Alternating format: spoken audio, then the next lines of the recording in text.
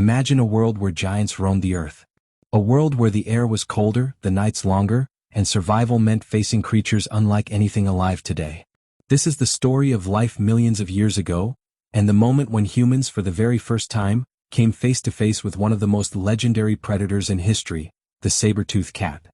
To understand the story of the saber-tooth, we have to travel back, far back. The Pleistocene epoch, often called the Ice Age, began about 2.6 million years ago. It was a time of vast glaciers stretching across continents, but also of sweeping grasslands where colossal beasts thrived. Mammoths with curved tusks shook the frozen earth. Giant ground sloths towered like moving boulders. Herds of bison thundered across the plains, pursued by predators unlike anything alive today. This was the arena of survival, where prey evolved to be massive and predators evolved to be terrifying. Among these predators, one stood out as an icon of raw power: Smilodon fatalis, the saber-toothed cat. With fangs that stretched up to 7 inches, this cat wasn't just a hunter.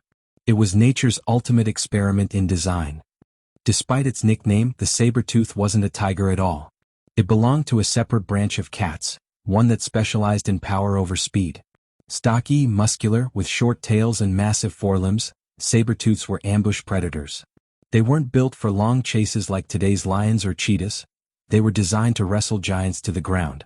Its fangs, long and deadly, were weapons of precision. Contrary to popular belief, these fangs weren't built for crushing bone. Instead, they delivered a killing blow to soft targets: the throat, the belly, arteries, where a single strike meant life or death. But these impressive fangs came at a cost. They were fragile, easily broken if the cat bit down in the wrong way. For saber-tooths, every hunt was a gamble. Success meant survival. Failure could mean starvation. For millions of years, saber-tooths ruled unchallenged.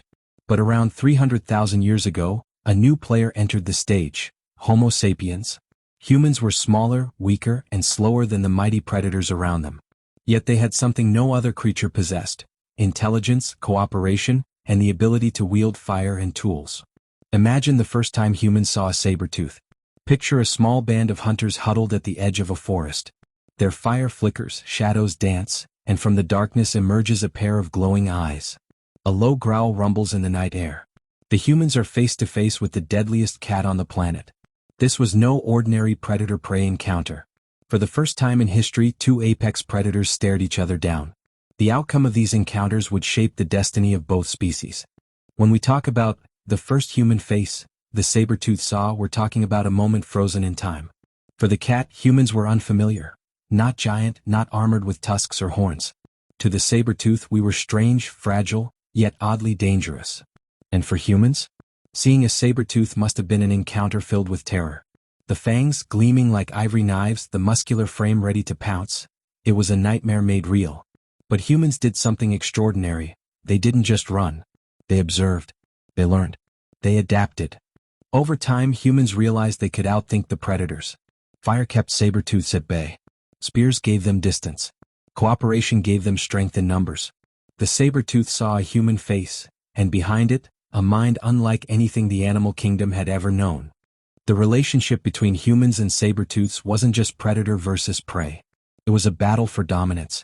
Both hunted the same animals: mammoths, bison, giant sloths.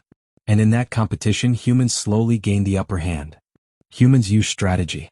They trapped animals, drove herds off cliffs, coordinated ambushes. What humans lacked in strength, they made up for in cunning. For the saber-tooth, this new competitor wasn't just a nuisance. It was a threat. Each successful human hunt meant fewer opportunities for the great cats.